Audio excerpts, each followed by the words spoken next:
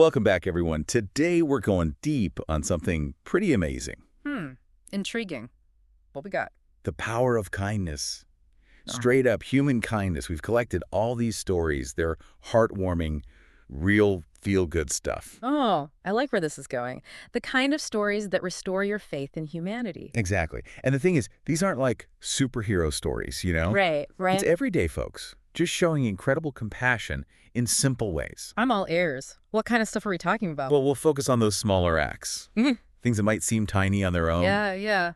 But when you put them all together, it's like this huge tapestry of, like, love and connection. You know? I love that sense of interconnectedness, right? Yes.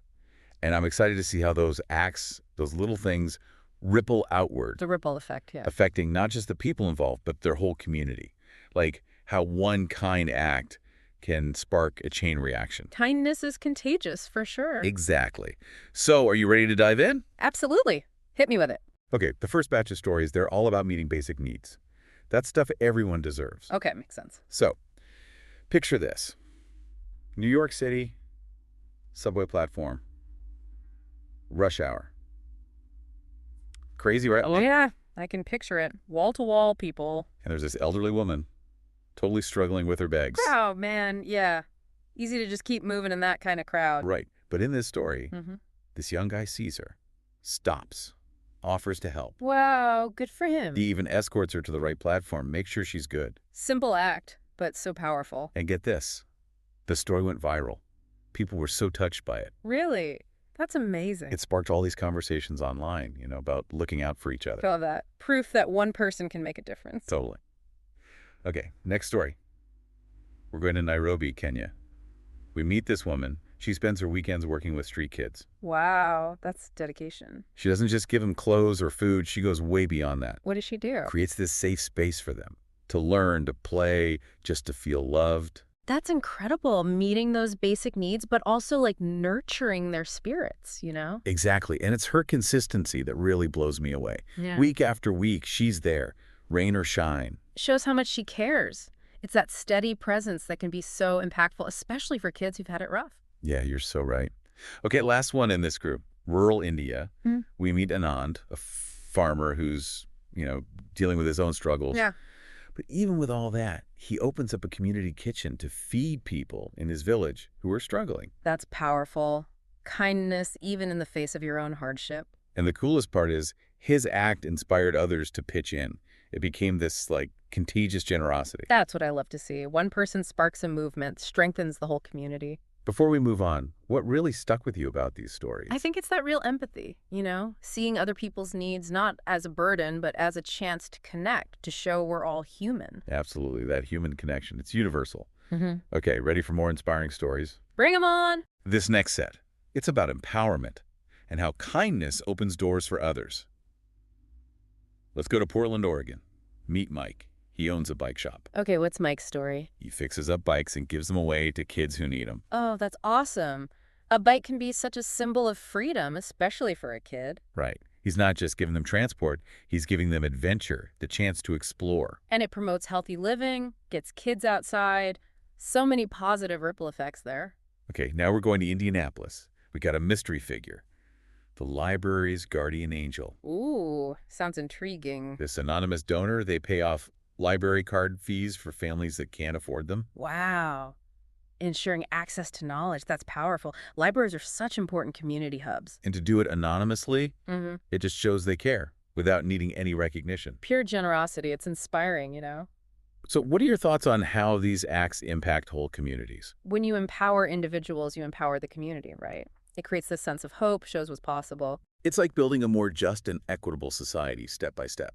Exactly. And it all starts with those small acts of kindness. Okay, what's next? Okay, now we're getting into connection and inclusion. These are the ones that really tug at the heartstrings, you know. Oh, I can't wait. The stories that remind us we're all in this together. First stop, Paris. We've got a violinist playing his music beneath hospital windows. Oh, wow. Music has that power to connect, doesn't it? Mhm. No matter the language or culture. Totally. He's bringing them solace, a moment of beauty. It's like a bridge between him and the patients inside, and anyone else who hears it. Exactly. Creates this spontaneous community. Next up, Tokyo, Japan. Some high schoolers decide to learn sign language. Why'd they do that? to communicate with a deaf classmate. Oh, that's amazing. Real inclusion. They didn't just try to get by, they went the extra mile. It's about belonging, right? Making sure he feels fully part of the group. Love it. Young people leading the way in compassion. Inspiring. Okay, last one in this set. Rio de Janeiro, Brazil. We meet Maria, a soccer coach who's having a problem a lot of coaches face. What's that? Not enough resources. Her team desperately needs new uniforms, but there's just no money for it. Oh, man, I've been there. Tough situation. So she reaches out to the community online, and the response is incredible. Really? That's great. People donate money, time, even old uniforms they have lying around. Wow. The power of community coming together. That must feel amazing for those kids. Those uniforms became a symbol of pride, belonging. And the support of their community. It can make such a difference, just feeling seen and valued. What struck you about these stories, the way they build community? It's that understanding that we're all connected, right? That my well-being is tied to yours and yours to mine. And these acts create that web of support, of belonging. Absolutely. Reminds us that diversity is a strength and that by caring for each other, we build a better world for everyone. But I couldn't have said it better myself. Ready for one last round. Let's do it. This group dives into random acts and how even those can have huge ripple effects. The kind of stuff that makes you believe in the good in people. Okay, so scorching summer day. One ice cream truck breaks down. Kids are bummed. Oh, no. Worst nightmare on a hot day. Now, you'd think the other ice cream truck owner would be happy, right? Less competition. Yeah, you'd think they'd see dollar signs for sure. But this guy, he stops to help his competitor get the truck running again. No way. Really? And then he starts giving away free ice cream to all the kids. That is so awesome. Talk about turning a bad situation into something amazing. Right. It shows that kindness can win, even when you're rivals. It's about remembering we're all in this together. Success isn't just about personal gain. Last story. Melbourne, Australia. The Secret Santa. Ooh, I love these kinds of stories. This person leaves little gifts and encouraging notes all around the city for people to find. Just spreading joy randomly. It's beautiful. Imagine finding that on a rough day. It's like this little burst of hope. It reminds people they're not alone, even if they never meet the Santa. Exactly. It's kindness. Pure and simple. What do these stories tell us about small gestures? They show us that kindness is contagious. One act can inspire another and then another. It's a chain reaction. And we all have the power to start that chain. Absolutely. Even the tiniest things can make a difference. Sometimes those are the most impactful ones. So well said. Stay tuned for part 2, where we'll go even deeper into why people are kind and how these acts build stronger communities. Looking forward to it. It's amazing, right, how kindness pops up everywhere, from bustling cities to rural villages. Yeah, like it doesn't discriminate. But before we get to even more awesome stories, I gotta ask, what makes people kind in the first place? Ah, the million-dollar question. Right. Is it nature, nurture? Are we born with it, or do we learn it along the way? Well, researchers have been digging into this for ages, and there's growing evidence that we're actually wired for empathy. So, like, it's in our DNA. That's pretty cool. It really is. But like any potential we have, it needs to be, nurtured. It's like a muscle. The more you use it, the stronger it gets. So our upbringing, the people around us, our experiences, those all play a role. Absolutely. But here's the thing. Even if our environment wasn't the most, shall we say, kind, we can choose to cultivate it. It's a conscious decision. I love that. We have the power to change, to be better. Exactly. And that's what makes these stories so powerful. They're proof that kindness is a choice, available to everyone. Okay, back to the stories. We're talking about those ripples, the impact beyond just the one act. Can we break that down more? How does it change whole communities? Think of it like this. You throw a pebble in a pond. Okay. Small splash at first, but the ripples spread out, touch everything. Okay, I see that. But how do those ripples actually change things in the real world? Well, for one, it creates a sense of unity. Seeing kindness in action reminds us that we're all connected, that we're more alike than different. It's like an antidote to all the negativity and division out there. Exactly. It shows we have more in common than we think, and when we focus on that, we build stronger communities. So stronger communities lead to more trust, more willingness to help each other out. It's like a safety net, knowing your neighbors have your back. that sense of belonging. It's powerful. And when people feel that way, they're more likely to give back, to volunteer, to make their community even better.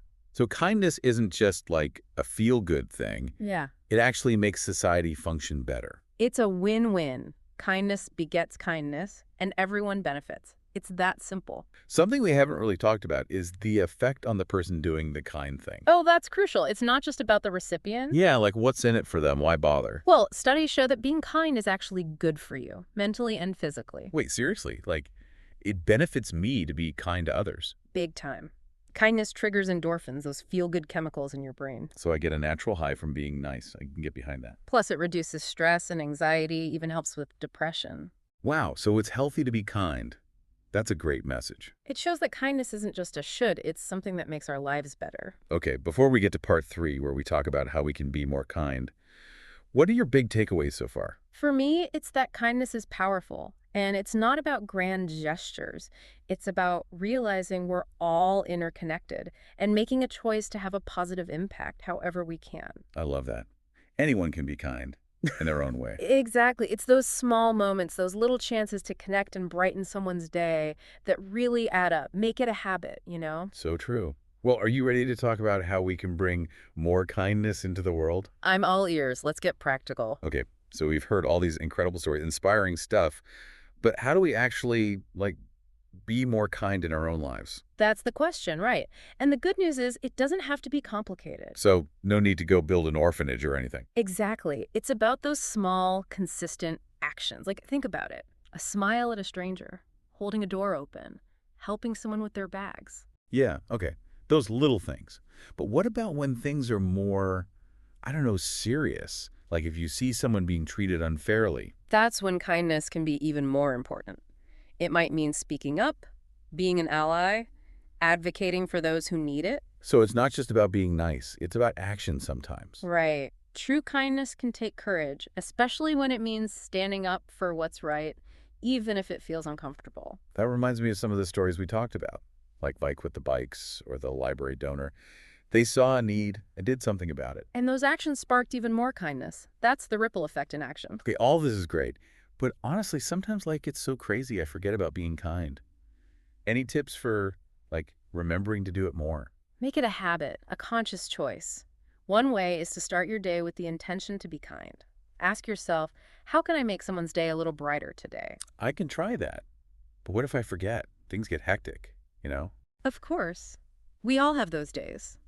But even when you're stressed, you can still pause, take a breath, and ask, what would kindness look like right now? That's a good point. Just taking a moment to recenter. And remember, kindness doesn't have to be this big production.